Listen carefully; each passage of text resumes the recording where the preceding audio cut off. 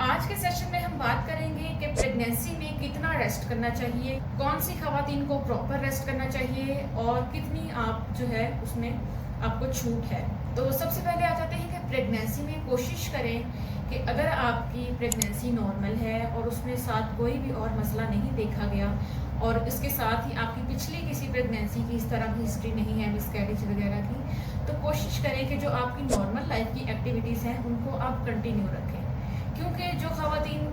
Pregnancy start होते ही late जाती हैं उनमें लैक्टिक एसिडोसिस की अमाउंट ज़्यादा होती है और फिर जब वो थोड़ा सा भी मूव करती हैं या थोड़ा सा भी एक्टिविटी करती हैं और ख़ास तौर पे जब आखिरी 3 महीने शुरू होते हैं तो उनके लिए हमल को बर्दाश्त करना बहुत ज़्यादा डिफ़िकल्ट हो जाता है। इसकी निस्बत जो खवातीन अपनी नॉर्मल एक्टिविटीज़ को जारी रखती हैं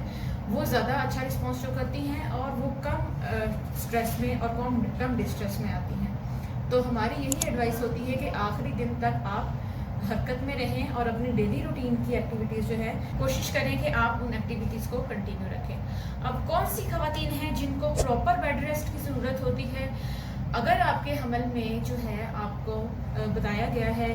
कि आपको टाँके लगे हुए हैं बच्चेदानी के रहम पे ताकि मिसकैरेज ना हो जाए, अगर आपकी पहले मिसकैरेजेस की हिस्ट्री है और अगर आपको इस हमल के भी शुरू के 3 महीने में ब्लीडिंग या स्पॉटिंग का मसला रहा है या पेट के निचले हिस्से में दर्द रहा है, अगर आपके को वक्त से पहले दर्दें लगी हैं और आपके डॉक्टर्स ने मेडिसिन से आपकी दर्दें स्टॉप की हुई हैं कि आपका वक्त से पहले डिलीवरी ना हो, उस कंडीशन में भी आपको प्रॉपर रेस्ट करना चाहिए। अगर आपके पानी की थैली जो है वो वक्त से पहले फट गई है तो इस कंडीशन में भी आपको प्रॉपर रेस्ट करना चाहिए अगर आपका वक्त पूरा नहीं हुआ होगा 9 महीने का। अगर आपकी ओवल जो है वो बच्चेदानी के रहम के पास है, मुंह के पास है, तो उस कंडीशन में भी हम औरतों को कहते हैं कि वो रेस्ट करें ताकि उनमें ज़रूरत से ज़्यादा जो है वो ब्लीडिंग ना हो जाए। ब्लड प्रेशर का जिनको मसला होता है उन खवातीन को भी थोड़ा सा मोबिलिटी ज़्यादा करने से ब्लड प्रेशर ज़्यादा होने लग जाता है। उनको भी कहा जाता है कि नॉर्मल रूटीन की एक्टिविटीज़ करें और ज़रूरत से ज़्यादा एक्सरसाइज या एक्टिविटी जो है वो अवॉइड करें। वो खवातीन जिनके पिछले ऑपरेशन हुआ है और उनका दोबारा से उन्होंने कंसीव कर लिया है और दोनों बच्चों के दरमियान जो है वक्फा ज़रूरत से कम है,